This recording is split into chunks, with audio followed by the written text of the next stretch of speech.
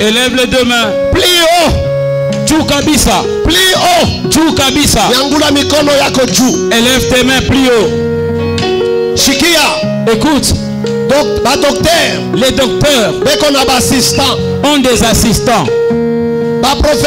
Les professeurs ont des assistants. Les présidents ont des premiers ministres. Mais Dieu seul, il est capable.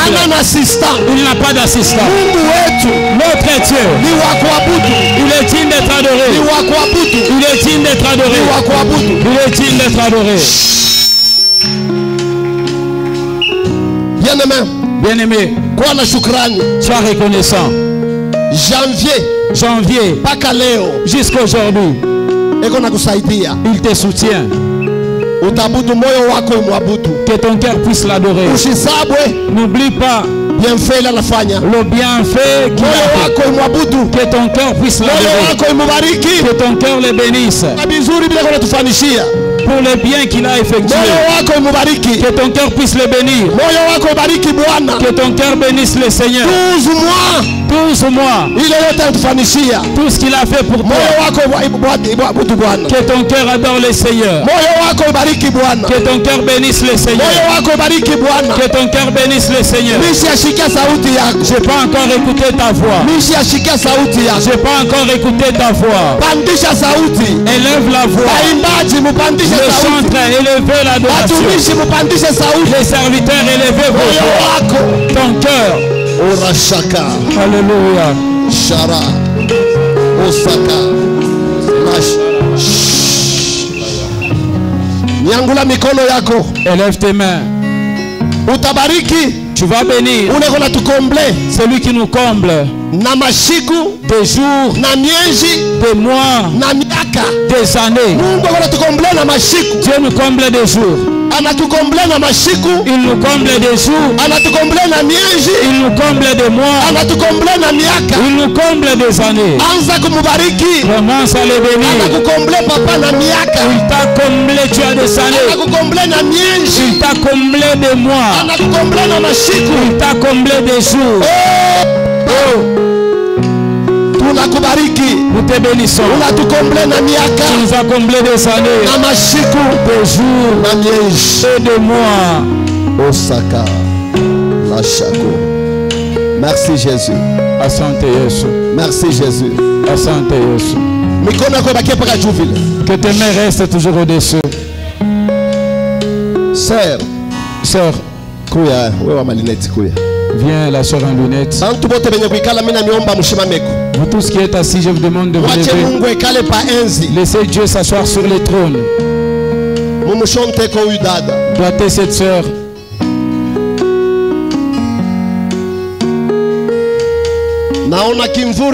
Je vois l'ombre des ténèbres qu'il a déjà couvert.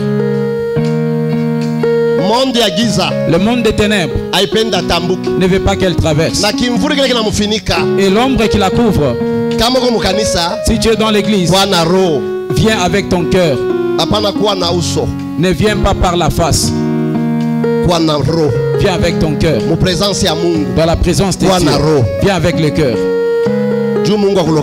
Pour que Dieu te localise. Et Dieu va localiser beaucoup de gens ce matin. Que celui qui est assis se lève.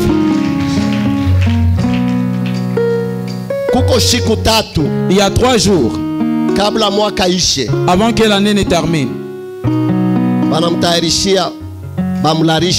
on a prévu qu'on puisse l'endormir. Nous allons la doiter.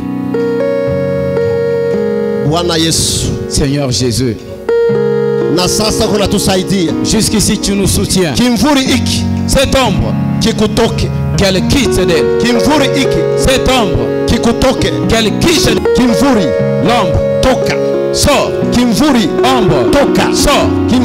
Ombre sort. Ombre sort. Ombre sort. Ombre. Claque le main que l'ombre puisse quitter. Ombre sort. Ombre sort. Kimvuri toka. Ombre sort. Kimvuri toka. Ombre sort. Kimvuri toka. Ombre sort. Kimvuri kitoka. Ombre sort. Kimvuri Ombre kitoke. sort. Kimvuri kitoke. Que l'ombre sort. Kimvuri toka. Que l'ombre quitte. Kimvuri toka. Que l'ombre quitte. Kimvuri toka. Que l'ombre quitte. Kimvuri toka. Que l'ombre quitte. Kimvuri toka. Que l'ombre quitte. Kimvuri toka. Que l'ombre quitte. Kimvuri toka. Kimvuri quitte. Que l'ombre quitte. Que l'ombre quitte. Kimvuri toka. Ombre quitte. Kimvuri toka. Ombre quitte. Kimvuri toka. Ombre quitte. Kimvuri bitoka. Ombre quitte. Merci Jésus. Asante Yesu. Asante Yesu.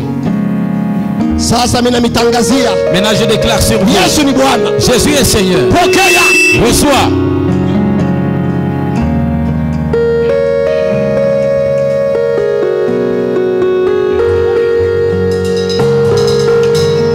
Pokea. Reçois. Pokea. Reçois. Weka mkono juu. Élève la main. Sema wow. Dis waouh. Sema wow. Uko na papa. Venez avec papa. Uko na papa. Venez avec papa. Yangula mkono juu. Élève la main. Mwache kulengama. Ne soyez pas distrait. Maandamano Le marathon iko naenda. est en train d'aller. Unabakia wiki mbili. Il reste 2 semaines. Buluma bwa Mungu. La miséricorde de Dieu. Bwangushe paralysie. Qu'elle fasse tomber la paralysie. Bwangushe lufu. Qu'elle fasse tomber la mort. Sasa mimi nakemea. Maintenant je chasse. Mujina la Yesu. Au nom de Jésus. Hakuna pepo itabakia juu Il yenu. n'y a aucun esprit qui restera sur vous. Pepo yote nimeshimamia. Tout esprit qui s'est levé contre vous. Je le chasse maintenant. Je le chasse maintenant. Je le chasse maintenant. Je le chasse maintenant. Je le chasse maintenant.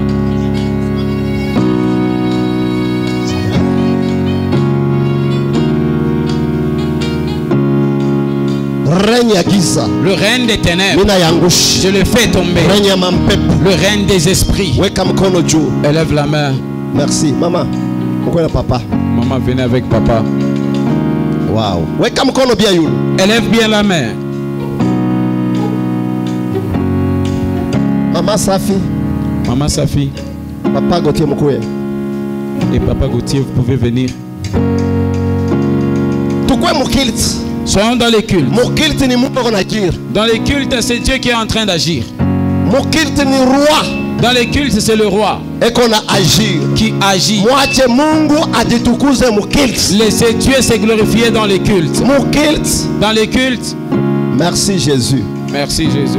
Kwa mutemple. Sois dans les temples. Ite semaine inabakia. Ces 2 semaines qui restent, Étoile. l'étoile, Ile ikawake na kuangala itangala sasa. que ne tire pas en train de prier. Étoile ya kaja ikawake na kuangala. L'étoile qui Étoile ya travaille baraka. ne dure pas longtemps.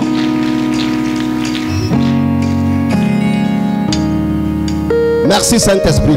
Asante Roho Shima. Mtakatifu. Lève-toi. Mama Safi. Maman Safi, Bariki Mungu wa mbingu. bénissez les dieux des cieux. Sa tuko na butu. Pendant qu'on adorait, Minona mpepo moya. j'ai vu un esprit. Impepo Cet esprit, barikupika yo. on l'a frappé. Peko mienzi tatu Il y a 3 mois. na nusu. Il y a 3 mois et demi. Ile mpepo Cet esprit, ni mpepo moya ilikuwa mubaya. c'était un mauvais esprit. Ya kufanya kivukutu. Que ça puisse commencer à vous provoquer la chaleur. Kutranspirer. Que vous puissiez commencer à transpirer. Na ile mpepo Et cet esprit ilipasha kushimamisha moyo. devait stopper les cœurs. Ni mpepo moya. C'est un esprit. Akupasha kutambuka. Vous ne devriez pas traverser. Ilifai Il fallait bakupike kile kintu. qu'on vous frappe de cette chose Juba mwekilibe mtumishi wa Mungu. pour qu'on puisse déséquilibrer l'homme de Dieu. Na ile mpepo Et cet esprit, hapa tuko na adore. pendant qu'on adorait, Mimi naona ile mpepo j'ai vu cet esprit iko natoka. en train de quitter. Wakati natoka. Pendant que cela a quitté, Papa Gauthier, Papa Gauthier, Mungu anasema mubariki. Dieu a dit bénissez-les. Neema ya ajabu. Une grâce Mimi merveilleuse. naona banaume tatu Je vois 3 hommes na mwanamke mmoja et une femme balifanya shauri. qui ont fait un complot. Hii shauri Ces complots kusema disons qu'on puisse les tuer subitement, qu'on les tue d'une mort subite. Pendant que vous étiez en train d'adorer, j'ai vu Dieu, il a enlevé le mal qui était dans votre corps. Le mal dont on vous a frappé, c'est pour qu'on commence à vous épuiser, que vous ne puissiez plus propager l'évangile. Mais Dieu a dit, il vient de vous guérir, il vous a guéri. En vous guérissant, vous verrez ces gens mourir. Vous verrez ces gens mourir.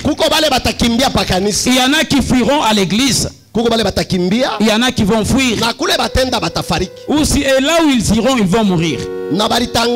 Et on a déclaré, ce qu'on vous a frappé, c'était il y a un mois. Pour un mois. Un mois que vous puissiez disparaître.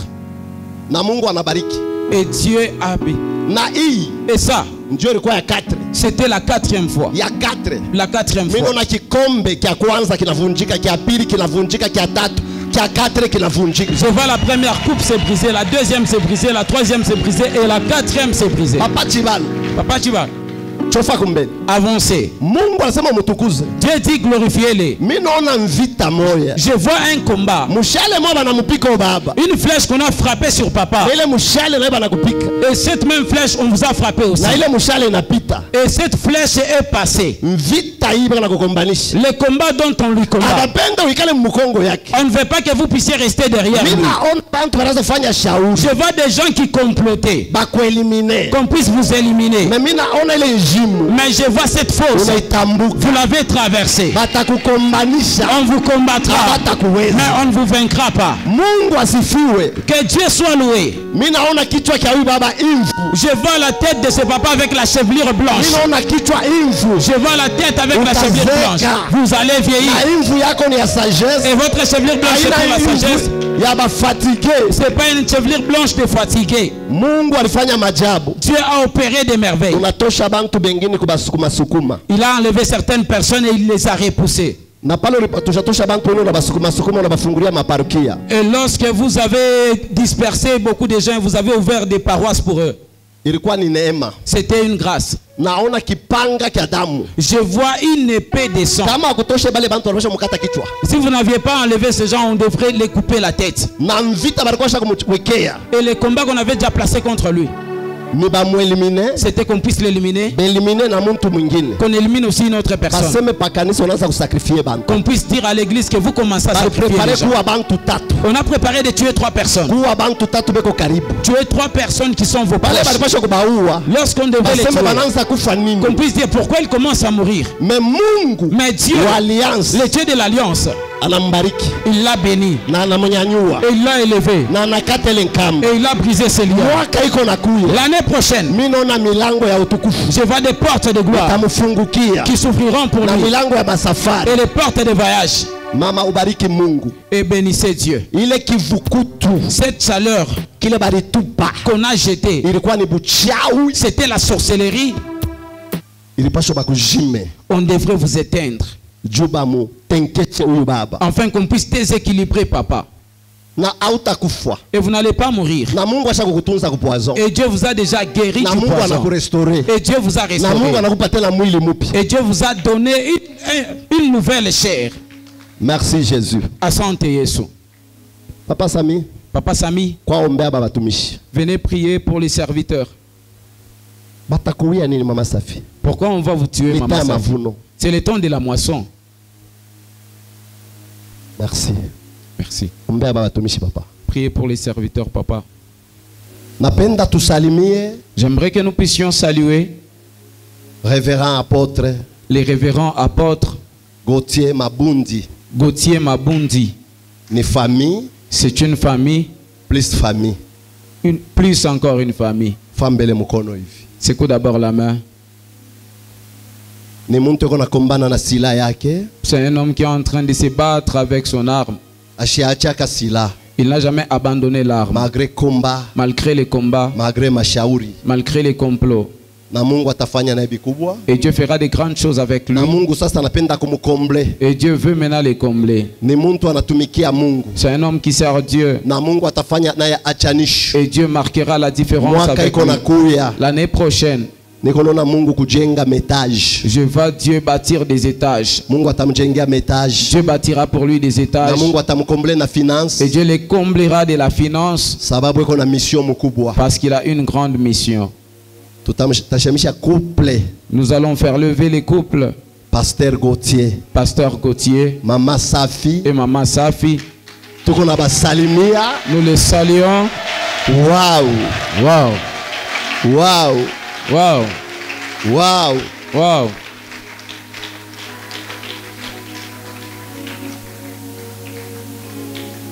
Mumpokele Maman Safi. Saluez Maman Safi. Mumpokele Maman Safi. Recevez Maman Safi. Mashiku mingi. Beaucoup de jours. Elle a voulu aussi, avant que l'année ne termine, qu'elle puisse venir aussi nous voir. Compris aussi avec elle. Dasafi est venu de Lualaba. Et il a quitté de Lualaba. C'est la femme de Papa Gauthier. Nous bénissons encore ses pieds ici dans la province du Lualaba. La bénédiction de cette province du Lualaba, qu'elle puisse la saisir aussi. Car elle a aussi prié pour cette province de Lualaba. Spirituel et physique. Si cette province est devenue comme ça, cette maman a aussi prié pour Lualaba. Papa Gauthier a aussi prié pour Lualaba. Baraka ya Lualaba ya Likasi ya Lubumbashi ya Katanga inapaswa bafuata pa Likasi. La bénédiction de Lualaba, Likasi, Lubumbashi, partout au Katanga, ça doit les poursuivre à Likasi. Parce qu'ils ont semé. Ils doivent moissonner. Il n'est pas venu seul. Ils sont accompagnés de l'homme de Dieu. Papa Chibal. Ils étaient encore venus avec lui. Et nous les recevons tous avec acclamation. Je n'ai pas encore entendu les acclamations des enfants de la cité de distinction. Vous qui êtes autour de lui, vous les saluez.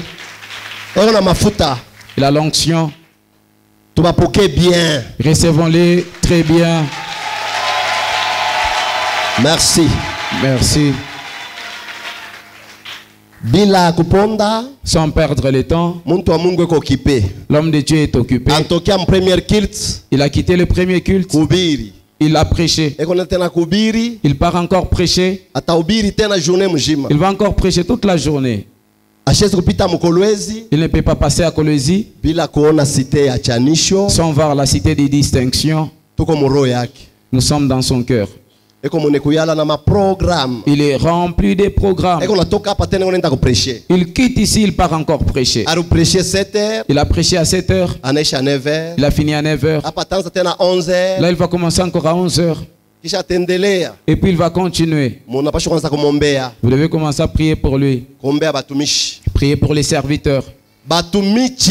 Les Tumichi sont nombreux. Mais les serviteurs sont devenus rares. Vous devez prier pour les serviteurs. Vous devez commencer à prier pour eux. Les Tumichi sont nombreux. Mais les serviteurs sont rares. Commencez à prier pour eux. Et leurs femmes. Papa Gauthier au nom de Jésus. Nous recevons Papa Gauthier au nom de Jésus.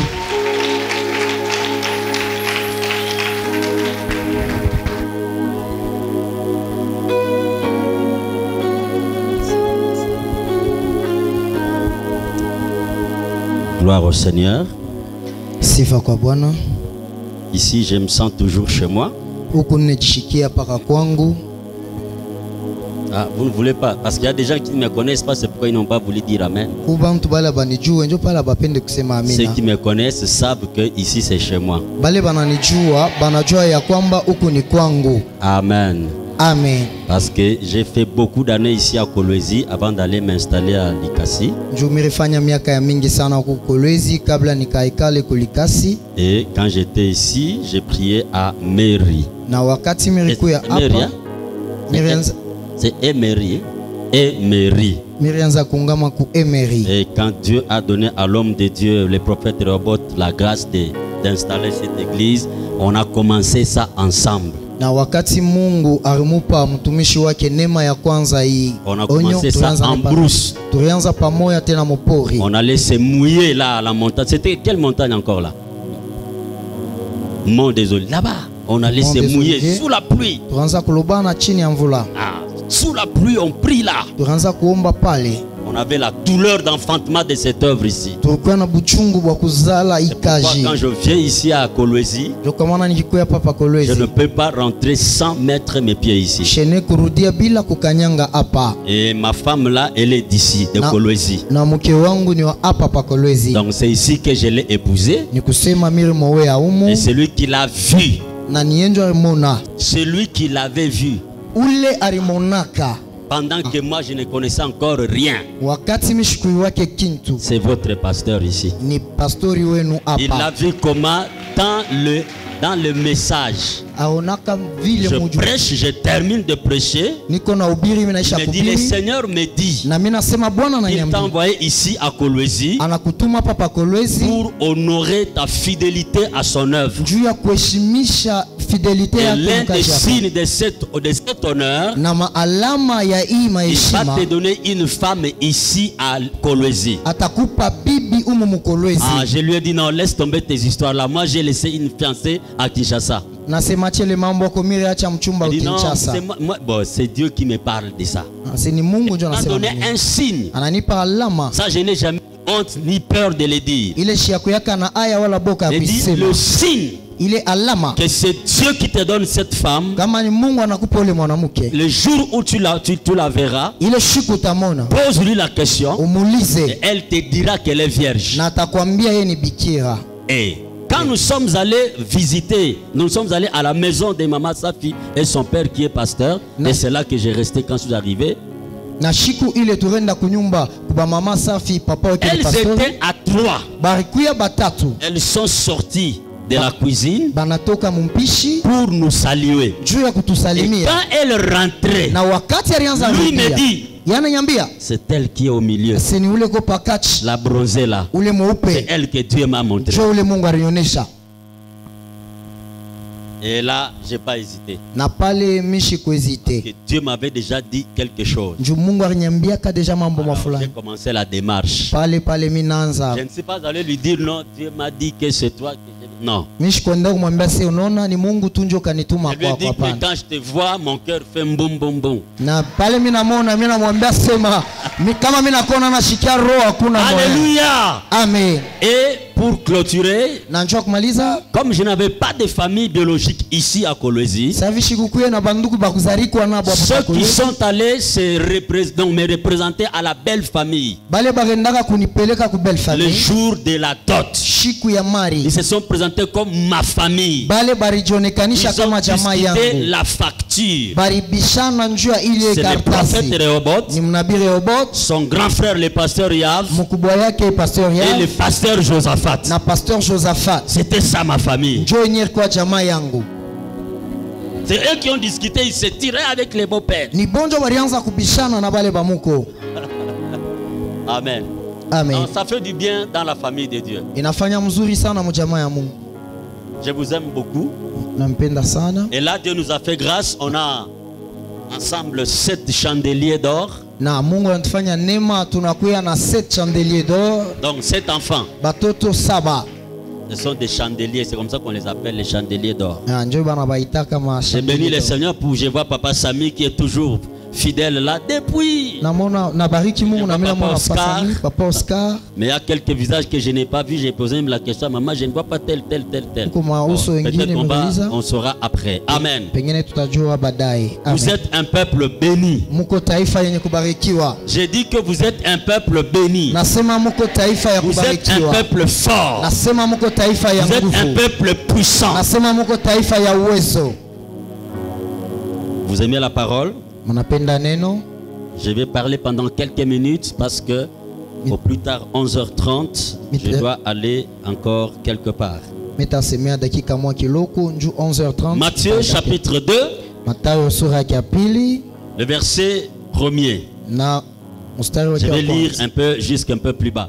Amen. Amen. Amen. Amen. Je disais au premier culte à la borne avant de venir ici. Si Dieu t'a appelé toi Timothée à rester à Éphèse, c'est par rapport au don que tu as reçu par l'imposition des mains des anciens. Reste à Éphèse. Si on t'a demandé à toi Timothée d'être à Crète pour mettre de l'ordre dans l'église et pour établir les anciens, reste à Crète. Laisse Paul aller à Rome avec ses naufrages, avec ses vipères, parce que c'est par rapport à la nature de son appel et à la taille de son champ d'action et à la dimension de son onction. Si tu veux aller à Rome, tu mourras par le naufrage. Laissez ceux qui font le ministère pastoral comme votre pasteur le faire. Amen. Amen. Amen. Amen.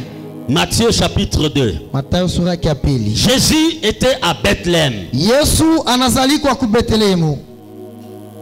Jésus étant né à Bethléem, en Judée au temps du roi Hérode. Voici les mages d'Orient arrivèrent à Jérusalem. Et ils dirent, où est le roi des Juifs qui vient de naître? Car nous avons vu son étoile en Orient. Et nous sommes venus pour l'adorer. Le roi Hérode ayant appris cela fut troublé, et tout Jérusalem avec lui. Il assembla tous les principaux sacrificateurs et les scribes, et il s'informa auprès d'eux où devait naître le Christ. Ils lui dirent à Bethléem en Judée. Car voici ce qui a été écrit par les prophètes. Et toi Bethléem, terre de Juda, tu n'es certes pas la moindre entre les principales villes de Juda. Car de toi un chef, et de toi sortira un chef qui paîtra Israël mon peuple. Alors Hérode fit appeler en secret les mages et s'enquit soigneusement auprès d'eux. Depuis combien de temps l'étoile brillait? Parole du Seigneur. La lecture elle est très longue, mais la pensée qu'on m'a donnée à partager avec vous, depuis combien de temps cette étoile brille? Depuis combien de temps ton étoile brille? Depuis combien de temps tu es entré dans cette dimension de la vie? L'étoile c'est ce qui te distingue d'autres personnes. L'étoile c'est ce qui détermine ta destinée. Et c'est cette étoile là qui est toujours combattu par les gens. Alors lorsque nous lisons ce texte ici, la question de Hérode m'a poussé à réfléchir sur beaucoup de choses. La première des choses sur laquelle j'ai réfléchi, c'est que lorsque Dieu avait donné la promesse, il y aura un roi, il va naître. Hérode n'avait pas l'information. Il y a des choses que Dieu va faire dans ta vie qui fera que le monde des ténèbres ne soit pas informé. Parce que le monde des ténèbres est informé. Ils vont te combattre à la source. Ils vont te détruire dans l'œuf. Pourquoi Dieu met Hérode en dehors du circuit? Je proclame ce matin que tous tes ennemis soient hors circuit. Oh, je ne sais pas, je pensais que je parlais à quelqu'un. J'ai dit ceci. Je proclame ce matin que tous tes ennemis, que tous ceux qui cherchent ta perte, qu'ils soient hors circuit, qu'ils soient surpris, qu'ils n'aient aucune information de ce que Dieu est en train de faire avec toi. Hérode ne savait pas qu'il y a un roi qui allait naître. Il était hors circuit. Et je prie maintenant, selon la pensée qui me vient, que la pauvreté de ta vie, la pauvreté de ta famille soit hors circuit de la visitation, de la richesse que Dieu amène dans ta famille au travers de toi. C'est parce que quelqu'un a compris ça. Hérode est hors circuit. Il ne sait pas qu'il y a un roi qui allait naître. La deuxième des choses, le jour où l'ange est venu à Bethléem, l'ange est venu chez Marie. Alors que Hérode était toujours en train de régner. Je viens visiter Marie, déposer le fœtus de Jésus dans le corps de Marie. Hérode n'est pas informé. Oh my goodness. Le jour où tes affaires vont commencer à germer, le monde des ténèbres ne sera pas informé. Le jour où ton mariage va commencer à germer, le monde des ténèbres ne sera pas informé. Sinon, ils vont détruire ça à la source. Est-ce que tu peux acclamer le roi? Je proclame encore. Je proclame encore que tous ceux qui te troublent soient hors circuit. Que ceux qui cherchent ta perte soient hors circuit. Comme Hérode. Comme Hérode. L'enfant est né. Il n'est pas informé. Alléluia. Amen. Donc les choses se font dans son royaume. Lui n'est pas informé. Donc il y a des choses que Dieu va introduire dans cette ville de Colosie. Il y a des choses que Dieu va introduire dans cette nation, la RDC. Il va introduire ça par toi.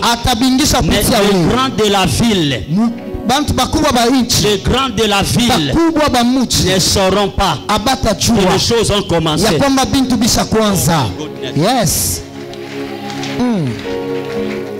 Ils ne sauront pas que les choses ont commencé. Ils ne sauront pas qu'il y a quelque chose qui monte. Ils ne sauront pas qu'il y a un grand qui est en train de naître dans la vie.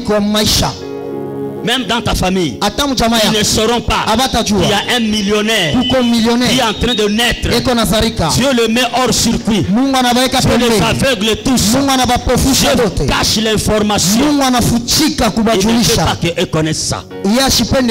Alléluia. Amen. Alléluia. Amen. C'est ce qui va te passer dans ta famille. C'est ce qui va se passer pour toi. Il y a un ministère qui sera en train de naître dans cette ville. Mais les gens ne sauront pas que c'est en train de naître. Alors ce sera toi. Ce sera toi. Ce sera toi. Ils seront seulement informés quand ils verront les investisseurs de l'étranger venir pour te rencontrer. Amen. Amen. Oh my goodness. Est-ce que je parle à quelqu'un prophétisant? Je prends cette parole, je dis ceci. Parce que votre église ici, si vous ne le savez pas, moi le Seigneur m'a toujours convaincu. C'est une église qui doit regorger beaucoup d'investisseurs. des grands hommes d'affaires, des grandes dames d'affaires.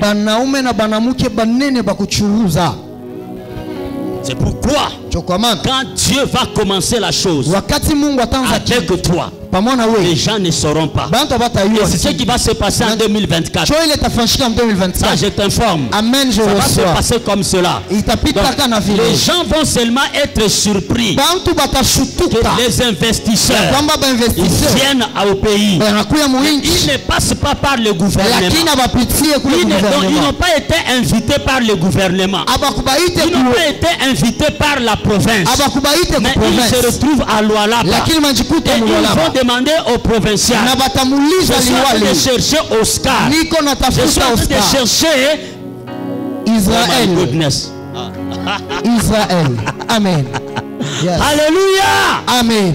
Et ils vont se poser la question, c'est qui celui-là? Comment il est entré en contact avec toi? Il dit, ça ne date pas d'aujourd'hui. Ça ne date pas d'aujourd'hui. Pendant que vous étiez en train de vous battre, lui, il travaillait dans les coulisses. Alléluia. Amen. Et ils vont venir pour toi. Et tu seras une référence pour cette ville ici. Une référence pour cette nation. Vous savez, nous quand on a commencé à Likasi, nous sommes entrés sournoisement. Personne ne savait que nous sommes arrivés. Personne ne savait. Nous avons fait presque une année. On faisait un travail de titan. Mais sous coulisses. Et le jour de l'inauguration, quand on apparaît, les gens se disent, oh, ils viennent tout. Ils avaient déjà fait, ils faisaient déjà. Non, écoutez, quand Dieu veut surprendre le monde, quand Dieu veut te bénir, il met tous tes ennemis hors circuit. Tous les sorciers de ta famille hors circuit. Je l'ai dit du haut de la chair. Ils seront hors circuit. Ils seront seulement surpris quand ils verront le jour où on vient t'ôter. Vous savez que ça a commencé quel jour? Ils ont prédoté quand? Mais ils vont seulement voir un gros monsieur là en train de venir chez vous. Alléluia. Est-ce que je parle à une sœur? Je parle à une fille? Gloire au Seigneur. Retiens cette bénédiction. Donc Dieu fait des choses dans les coulisses. Et le jour, quand l'heure arrive, il fait sortir les choses à la lumière. Alors pendant que lui travaille dans le coulisses, ce que toi tu dois apprendre, c'est de te cacher aussi. Parce que quand Marie a reçu cette visitation, elle est allée rester chez Élisabeth. Elle a fait là-bas 6 mois. Donc elle s'est cachée. Lorsque Dieu commence quelque chose avec toi, reste aussi dans l'anonymat. Reste dans l'anonymat. Est-ce que je parle à quelqu'un? À peine qu'on t'a demandé la main par un frère, sœur, je t'amour, je t'amour. Tu vas voir le frère. Tu connais le frère tel? Il m'a demandé la main. Maman, tu connais le frère tel? Il m'a demandé la main.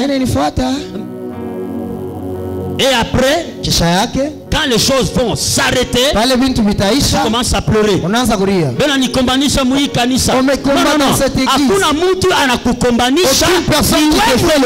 C'est toi seul qui te combatte. Va chez Elisabeth. Dis à ta voisin, à ta voisine.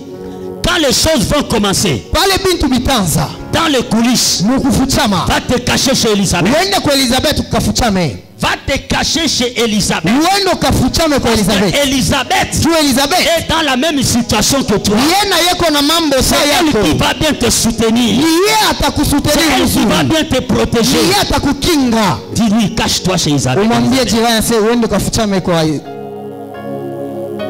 À peine que tu commences un petit voyage à Dubaï, tu reviens comme ça. Facebook, WhatsApp, Viber. Donc tu Canal Plus. C'est tout le monde qui voit. Regarde ton voisin, dis-lui. Va chez Elisabeth. Fais 6 mois là-bas.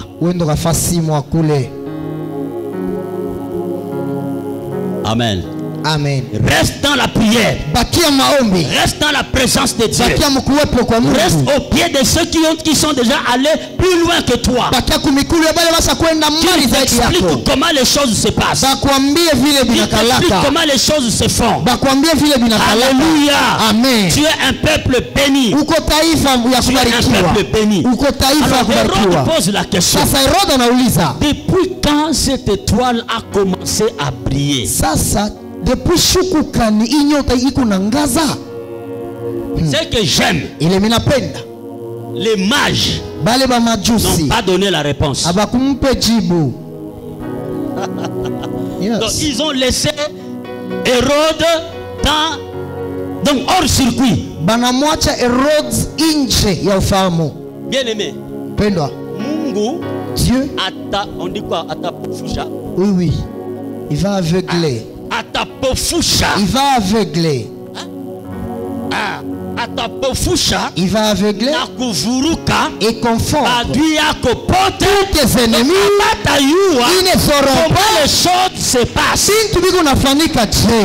Donc Dieu va fermer toutes les portes qui peuvent donner accès à tes informations. Il va fermer ça. Ils vont chercher à s'informer. Ça commence comment? Circuit fermé. Dis à ton voisin, si je ne te dis pas ce que je fais, ne t'inquiète pas. Nous sommes dans le système du circuit fermé.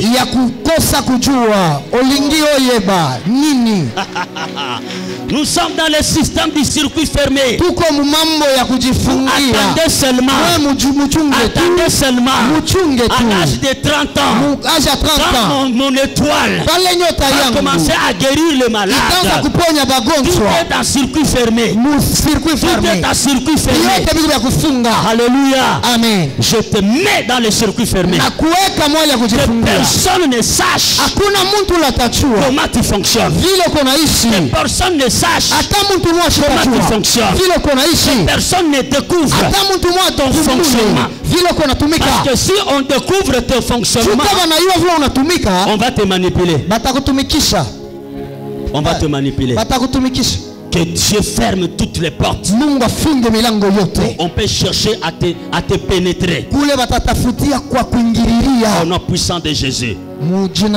Alléluia. Amen. Alors pour chuter, tu as compris, non? Donc ton étoile brille depuis longtemps. Mais Dieu a mis ça dans les circuits fermés. Alors reste dans les circuits fermés. Jusqu'au jour lui-même Dieu te dira. C'est maintenant le temps. Parce que quand c'est le temps de Dieu, personne, alors personne ne peut te terrasser. Personne, alors personne ne peut te déranger. Reste dans les circuits fermés. J'aime beaucoup votre chorale. Mon épouse, on regardait les frères, c'est bienvenu, non? Frère Grâce. Ah, Grâce. Tu as changé de nom. C'est Grâce. Grâce. Oh, il a toujours été Grâce. Ndiyo. Ah bon? Il m'a dit, il a grossi. Hein. Ma femme m'a dit, il a grossi. Hein. Et j'attendais. Pendant qu'on chantait là, moi j'attendais que tu chantes les cantiques là. C'est ce que j'attendais. Et quand tu as chanté ça, wow. Alléluia. Amen. Bien-aimé, quand Dieu va ouvrir les portes, quand il va maintenant mettre ton étoile à la surface, il n'y a personne qui va mettre ça par terre. Mais si Dieu ne l'a pas encore mis à la surface, reste dans les circuits fermés. Reste dans les circuits fermés de Dieu. Beaucoup de gens sont morts parce qu'ils sont précipités. Ils sont sortis du circuit fermé de Dieu sans la permission de Dieu. Ils sont sortis du circuit fermé de Dieu.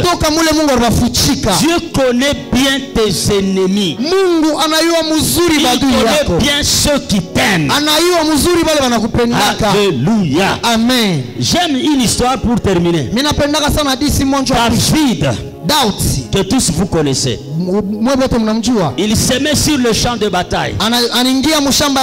Il terrasse Goliath. C'est Goliath qui a fait 40 jours, 40 nuits, en train de terroriser le peuple de Dieu. Mais quand David arrive, un seul jour a suffi pour mettre fin au défi. Un seul jour a suffi pour mettre fin à la bataille. Alors, pendant que Goliath et David couraient dans les champs de bataille, j'aime la question du roi. Il pose la question à son général. De qui ce jeune homme est-il fils?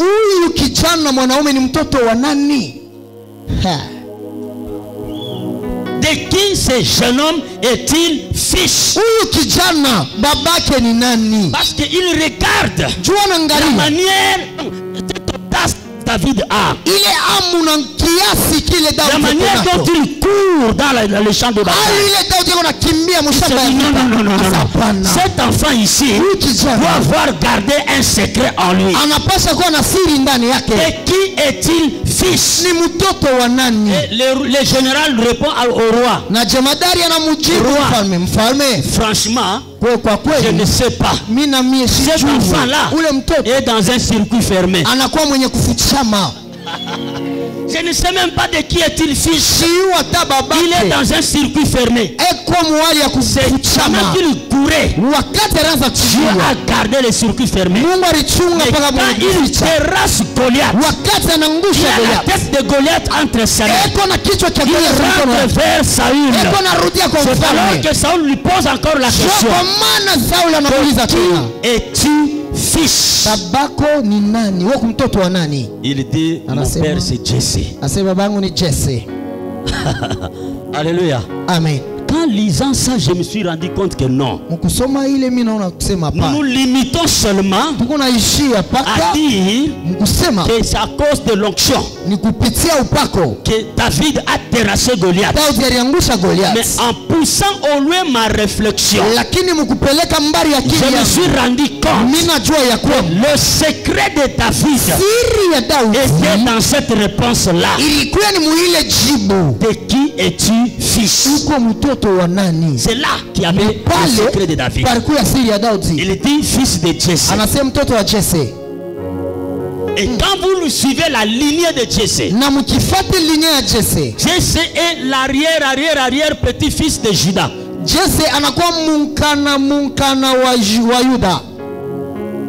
Vous comprenez?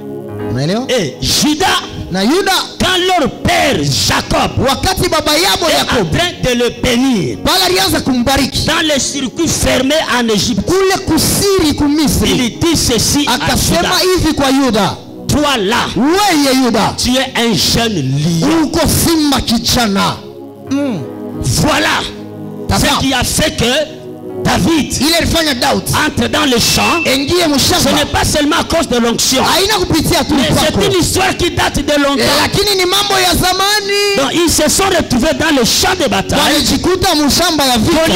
Goliath, il pose la question à David: tu viens devant moi avec des bâtons comme si j'étais un chien. C'est-à-dire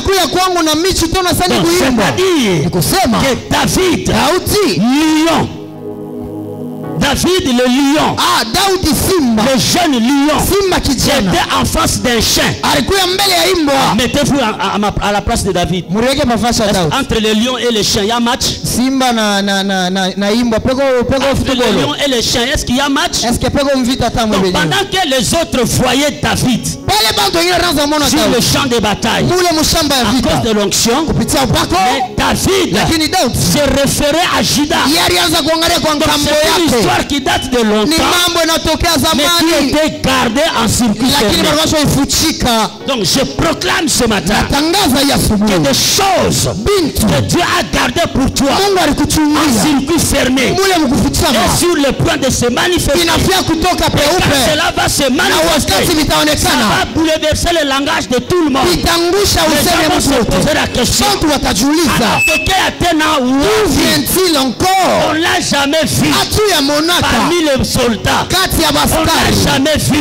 Jamais été enrôlé. Armé. Il est fils de qui ce monsieur?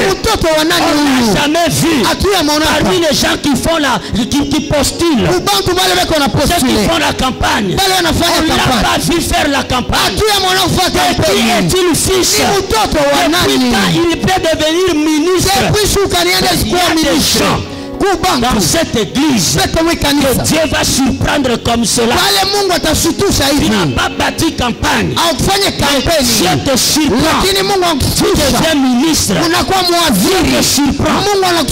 Tu commences à gérer une entreprise. Les gens vont poser la question. Il est dans quel circuit? La réponse, circuit fermé. C'est un circuit fermé. Dieu seul connaît. Et quand Dieu te sort de là, il te présente. Alléluia. Amen. Alléluia. Amen. Goshen Kolwezi. Vous êtes une église que lui-même Dieu est en train d'honorer. Amen. À sa manière. Amen. Goshen Mokolwezi tuko kanisa ile Mungu koneshimmisha vile yeye mwenye anapenda. Comprends maintenant. De qui es-tu fils? Surtout vous qui passez à la chair ici. Vous devez comprendre. De qui êtes-vous fils? Je l'ai dit là-bas à la borne et je l'ai dit chez moi à l'église à Likasi. Si vous êtes prédicateur, vous montez ici à la chair. Arrêtez avec vos histoires. Tel pasteur a dit. Tel pasteur a prêché. Des choses que tu as suivies sur YouTube. Tu viens prêcher ça ici. Ça c'est pas la chair de ces pasteurs là. Pourquoi vous êtes calme? Il n'y a pas de prédicateur ici. Je ne sais pas comment votre papa vous garde, mais chez moi c'est ce que j'ai dit.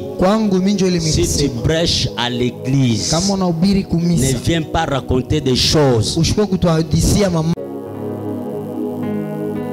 Amen. Amen. C'est pourquoi comme il n'est pas devenu roi, mais il est né roi. Ça c'est vrai. Il est né roi. Parce qu'il était dans un système. Et vous aussi dans cette église. Comme vous êtes dans un système prophétique. Vous n'avez même pas besoin de faire beaucoup d'efforts. Priez sérieusement. Et la foi. Le système prophétique dans lequel nous sommes fonctionne efficacement. Et c'est fini. Vous partez. Les gens seront seulement étonnés. Il a commencé depuis. Nous sommes dans le système. Ils sont tous dans le système de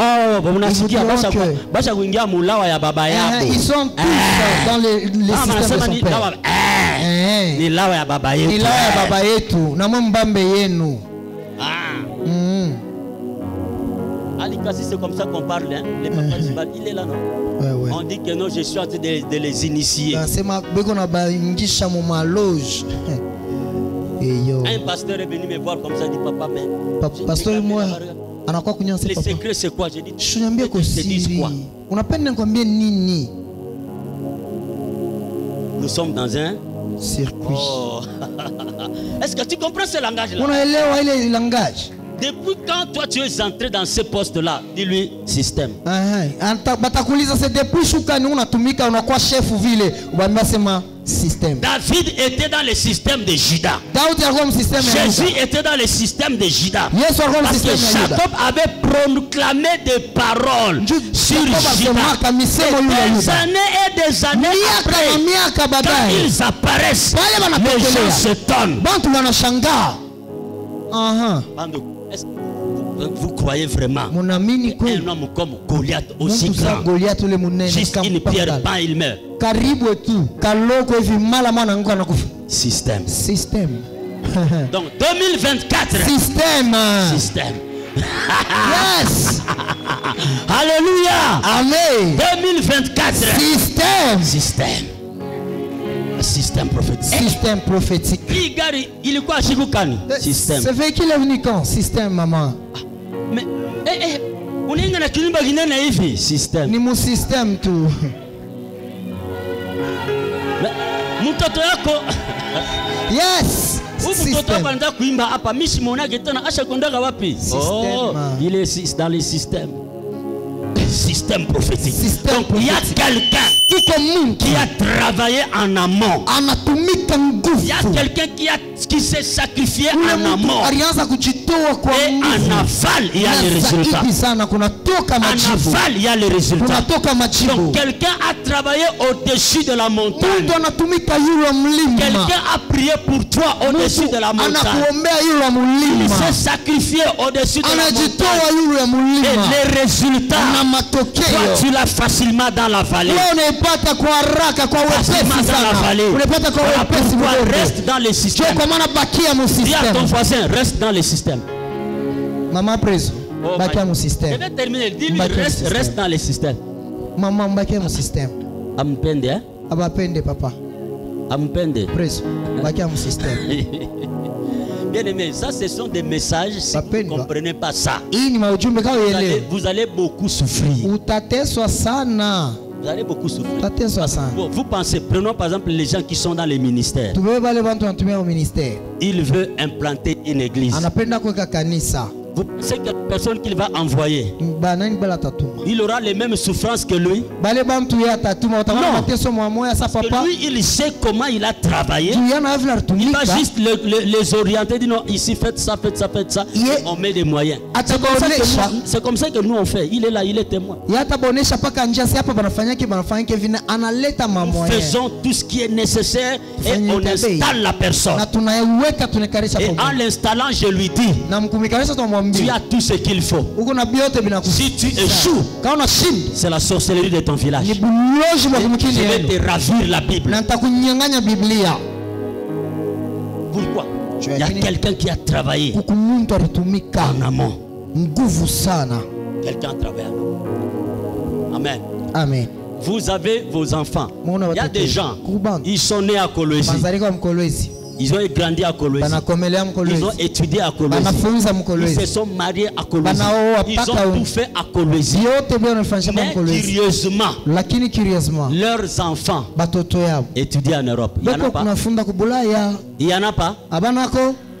Est-ce que vous ne vous posez pas la question, c'est pourquoi? Donc c'est un travail que vous avez commencé en amont. Vous vous êtes sacrifié pour eux. Et maintenant là, ils sont en Europe. Papa Chiba nous racontait l'histoire de son enfant qui est aux États-Unis là-bas. Il dit carrément, dit papa, en tout cas j'ai besoin de $5,000.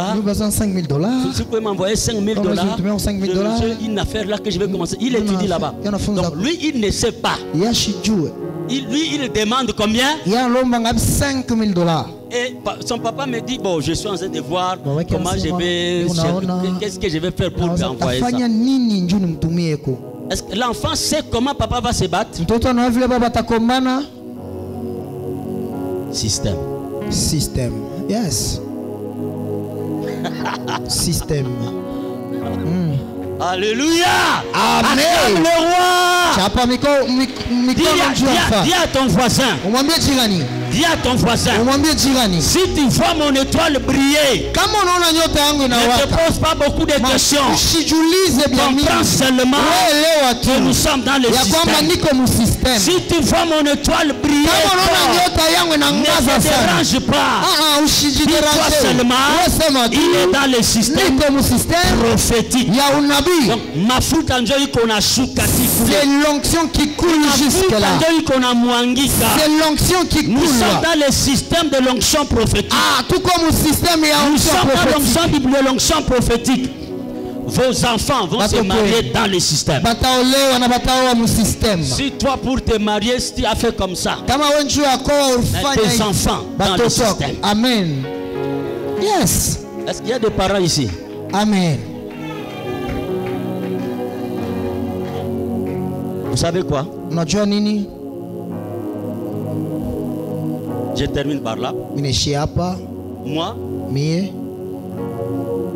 nos parents, mon papa avait beaucoup d'argent. Quand on était encore tout petit, avec mon grand frère qui était venu ici prêcher. L'apôtre divin. C'est mon grand frère.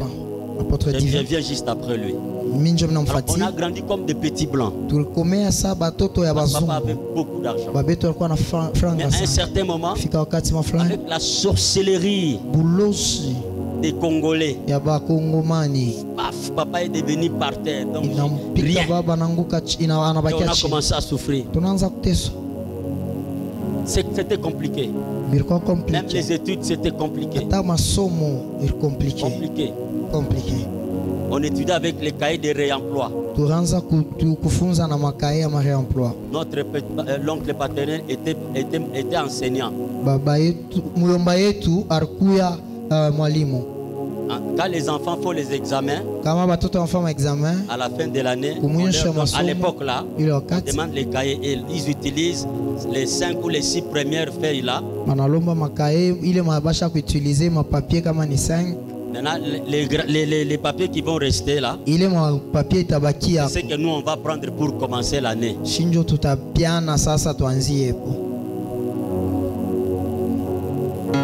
On allait à l'école à pied.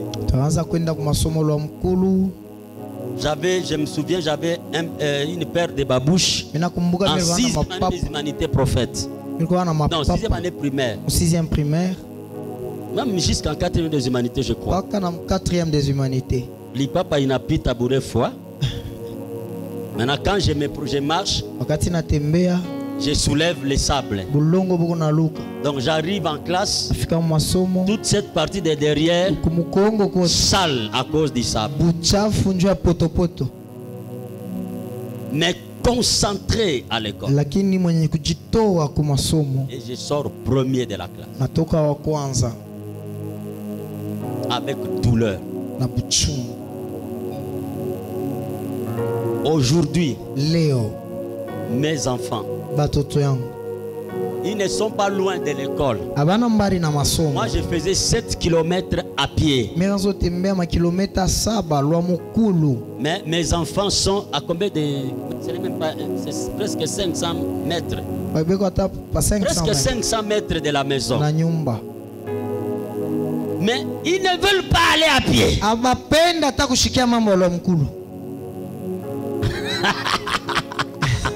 C'est quoi? Papa a travaillé en amont.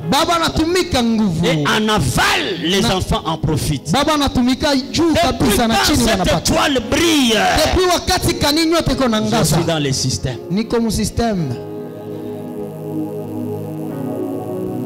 Des fois, les minervales, on peut faire 2 mois, on commence à supplier l'enseignant, ou les directeurs ou les préfets. Non, préfets, soit 2 mois, tu ripe, banata kumlomba. Mais mes enfants, on paye même 2 mois avant. 2 mois avant, on paye déjà. Et ce n'est même pas moi qui vais payer. C'est l'administrateur de l'église qui va y payer. Moi, je ne suis même pas là. Que Dieu t'amène à cette dimension de la vie où quand tu t'élèves, les gens se posent la question, il vient d'où ce monsieur? Il vient d'où cette dame? Depuis quand cette étoile brille de la sorte? Yes. J'ai 8 ans maintenant à Likasi. Mais il y a déjà une cité. Une nouvelle cité qu'on crée à Likasi qui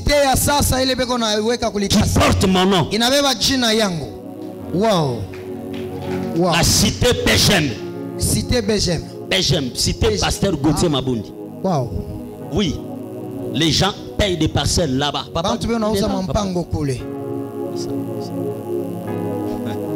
Est-ce que mes enfants vont manquer de parcelles? Moi-même, votre maman que vous voyez là, le robot est témoin. Notre 2 ans, donc les 2 premières années, moi qui vous voyez là en train de crier, en train de transpirer, j'ai fait 2 ans de mariage. Vous me demandez-moi c'était où? Non, posez-moi la question. Papa, c'était où? C'était dans sa chambre. Chez ses parents. Ah, je n'avais pas de maison. Et j'ai sorti très tôt. Je fui chez Rehoboth. On va rester là-bas toute la journée. On mange les poissons, comment les poissons? Les sardines avec l'oseille. Les ngaïngaï. On a coulati 23h. Lui, il a tenté de me consoler. Baba, il tapita. Et puis je rentre la nuit. Tout le monde dort là.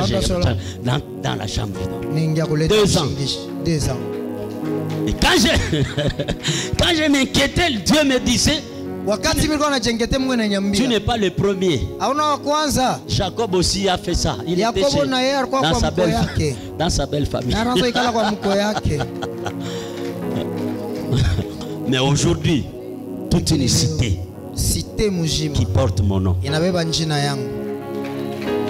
Et dans cette cité-là, j'ai un bloc à moi de 10 parcelles. Yango. Yes.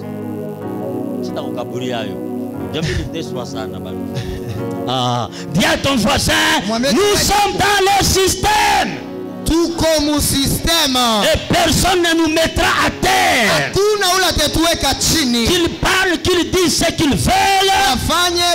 Nos étoiles brillent. Nos étoiles brillent. Elles brilleront encore. Parce que nous sommes tout comme au système. Ah, que Dieu te bénisse. Mungu akubariki.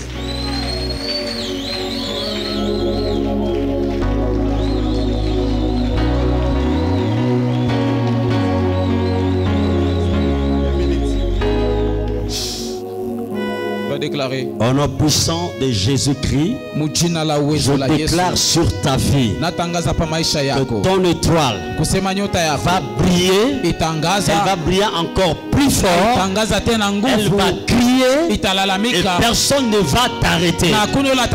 Cette année qui commence sera une année de grande percée pour toi. Je déclare que des grands miracles s'opèrent. Je déclare que des grandes visitations viennent dans ta vie. Je déclare que ton nom à toi soit cité même en dehors du pays. Au nom puissant de Jésus. Je déclare que les gens viennent de partout jusque dans cette ville pour te chercher toi.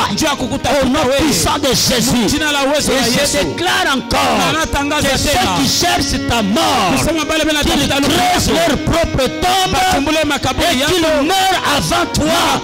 Au nom puissant de Jésus. Ceux qui cherchent ta disparition, qu'ils meurent avant toi. Et qu'on ne voie même pas leur tombe. Au nom puissant de Jésus. Que ta parole devienne une clé pour beaucoup de gens. Sois béni. Au nom de Jésus.